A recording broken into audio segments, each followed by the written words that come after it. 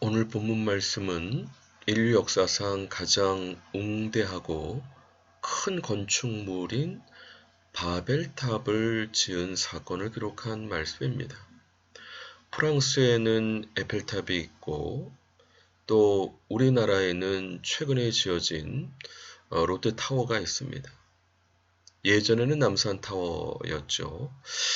이런 것처럼 나라를 대표하고 도시를 대표하는 탑은 세계 여러 나라에 있습니다. 인류 역사상에도 바벨탑이 있는데요. 오늘 본문 말씀을 통해 우리에게 말씀하시는 주님의 음성을 듣기 원합니다.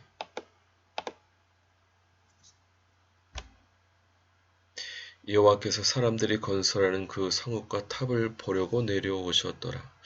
여호와께서 이르시되 이 무리가 한 족속이요 언어도 하나이므로 이같이 시작하였으니 이후로는 그 하고자 하는 일을 막을 수 없으리로다. 자, 우리가 내려가서 거기서 그들의 언어를 혼잡하게 하여 그들이 서로 알아듣지 못하게 하지 하시고 여호와께서 거기서 그들을 온전면에 흩으셨으므로 그들이 그 도시를 건설하기를 그쳤더라. 그러므로 그 이름을 바벨이라 하니 이는 여호와께서 거기서 온 땅의 언어를 혼잡하게 하셨음이니라. 여호와께서 거기서 그들을 온 지면에 흩으셨더라. 사실 사람들이 동편으로 이동하다가 평지를 만나서 성읍과 탑을 쌓아서 우리 이름을 내고 흩어지는 것을 면하자라고 해서 돌 대신 벽돌을, 진흙 대신 역청을 삼아서 바벨탑을 건축하게 됩니다. 인류 역사상 위대한 건축물이라고 할 수 있는 바벨탑이었습니다. 그런데 하나님의 반응은 달랐습니다. 실제 인간들이 짓는 바벨탑을 보시려고 내려오셨습니다. 그리고 이 무리가 한 족속이고 언어도 하나이므로 이같이 시작했으니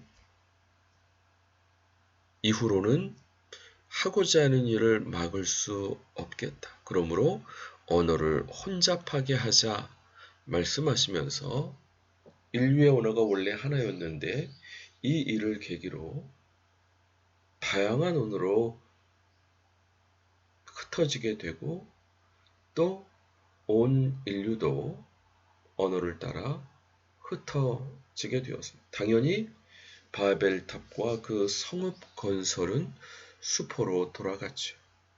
왜 하나님께서 바벨탑 건설을 막으셨을까요? 왜냐하면 하나님께서 기뻐하시는 일이 아니었기 때문입니다. 사실 하나님께서 우리 인간을 창조하셨을 때는 하나님께 영광을 돌리고 하나님을 기뻐하게 하시기 위해서 인간을 창조하셨습니다. 그러나 타락한 인간들이 하나님 없이 자신들의 이름을 내고 흩어짐을 면하자고 했을 때 하나님께서 그것을 기뻐하지 아니하셨습니다. 그러므로 막으셨습니다. 둘째, 하나님께서 바벨탑 건축을 막으신 이유는 인류를 사랑하셔서입니다. 왜냐하면 하나님께서 기뻐하시지 않는 일을 계속하게 되면 결국 하나님께서 그들을 심판하실 수밖에 없는데 그렇게 하시지 않게 하시기 위해서 그들을 흩으셨던 것입니다. 그러므로 우리도 혹시 잘 안 되는 일이 있으면 질문해야 됩니다. 이 일이 과연 하나님을 기쁘시게 하는 일인가? 아닌가?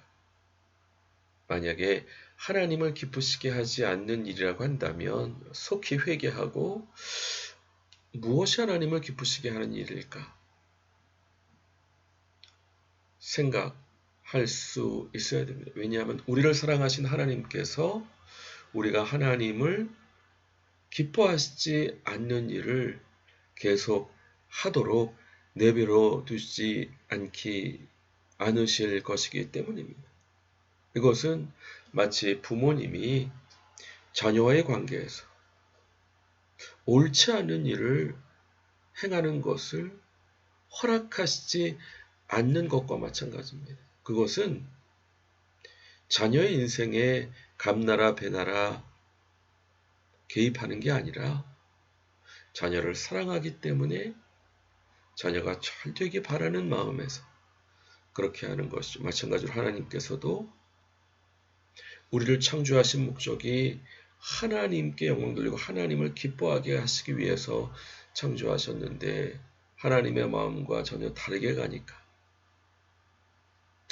막으셨습니다. 왜냐하면 그들을 사랑하시기 때문이죠. 성경에 요나라고 하는 사람이 나옵니다. 요나는 하나님의 선지자로 하나님께 사명을 받았습니다. 아수르 수도 니느웨에 가서 회개를 전파해라.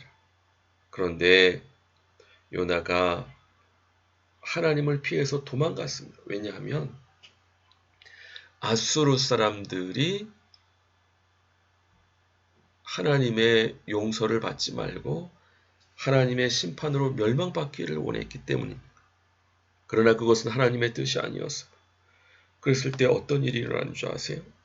갑자기 풍랑이 일어났습니다. 보통 풍랑이 아니라 배가 깨어질 정도. 그래서 요나가 도망가려고 탔던 배가 거의 깨어질 지경이 되니까 누구 때문에 이와 같은 어려움이 왔는지 알아보고 결국 요나가 바다에 빠지게 됩니다. 뿐만 아니라 바다에 큰 물고기 뱃속으로 요나는 들어가게 됩니다. 그제서 요나는 자신의 죄를 회개하고 하나님의 뜻대로 아수르 니느웨의 수많은 사람들이 회개함으로 하나님께 용서를 받을 수 있도록 사명을 감당하게 하십니다. 왜냐하면 그것이 하나님이 기뻐하시는 일이기 때문입니다. 하나님은 심판을 기뻐하시는 것이 아니라 구원을 기뻐하십니다. 심판의 메시지를 주시는 이유는 회개하고 심판받지 않게 하시기 위해서 심판의 메시지를 증거하게 하시는 것이죠. 이렇게 하나님께서 기뻐하시지 않는 길로 가니까 풍랑이 오고 배가 깨어질 정도가 되고 물고기 밥이 되고 계속 어려움이 일어나죠. 우리 인생을 살면서 계속 어려운 일을 초래하고 싶으십니까? 우리를 사랑하신 하나님께서 우리에게 하나님을 경유하는 도를 가르쳐 주게 하시기 위해서 우리 삶을 인도하시고 간섭하십니다. 그러므로 자꾸 일이 안 되고 꼬일 때 기도해야 됩니다. 혹시 하나님께서 기뻐하시는 일이 아닌지, 아니라면 빨리 회개해야 되겠죠. 좁은 문으로 들어가라 멸망으로 이르는 문은 크고 길도 넓어 그리로 들어가는 사람이 많고 생명에 이르는 문은 작고 길도 좁아 찾는 사람이 적다. 많은 사람이 하나님께서 기뻐하시지 않는 길로 갑니다.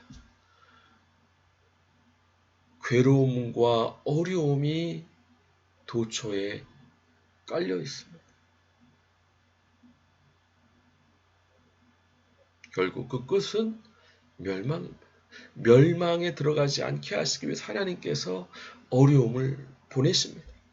하나님께서 주시는 삶을 살 때 이렇게 어렵게 살아야 되겠습니까? 그러나 생명에 이르는 물은 작고 길도 좁아 찾는 사람이 적습니다. 그러나 그 길은 복된 길이고 행복한 길입니다. 어떤 길로 가기를 원하십니까? 우리가 다윗의 인생을 보게 되면 다윗은 하나님의 은혜를 받아서 이스라엘의 왕이 되고 왕궁에 정착하였는데 내가 하나님을 위해서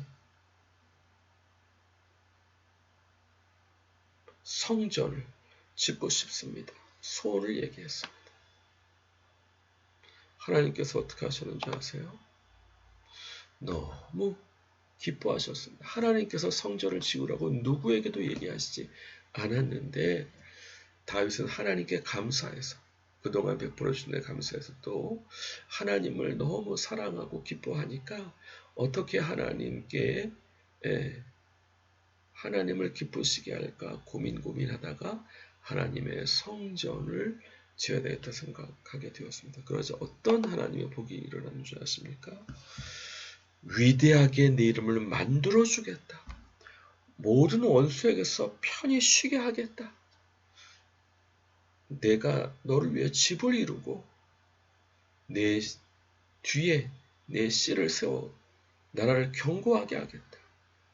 내 아들이 내 이름을 위하여 집을 건축할 것이고 왕위를 영원히 견고하게 하는데 그가 만약 죄를 범하면 사람의 매와 인생의 책찍으로 징계하지만 내 은총을 빼앗은 사울처럼 그에게 뺏지 않고 내 집과 내 나라가 내 앞에서 영원히 보존되고 내 왕위가 영원히 견고하리라. 엄청난 복을 주셨습니다. 어떻게 살기 원하십니까? 모쪼록 우리가 하나님을 기뻐하시는 대로 삶으로 복과 은혜를 누리는 저 우리 모든 동역자분들 되시기 주님의 이름으로 간절히 축원드립니다. 기도하겠습니다.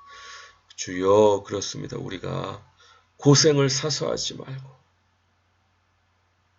우리를 사랑하시는 주님께서 멸망받지 않게 하시기 위해서 주님께서 기뻐하시지 않는 길로 갈 때 여러 가지 환난과 어려움을 허락하시는데 오히려 감사하게 하시고 주님께서 기뻐하시는 삶으로 다윗처럼 놀라운 복과 은혜를 누려 더 주님께 가까이 가게 부족함 없도록 복 주시고 함께해 주옵소서. 함께해 주신 주님의 은혜를 감사드리고 예수 그리스도 이름으로 기도합니다. 아멘. 수고하셨습니다. 감사합니다. 또 다음 주 반갑게 뵙겠습니다.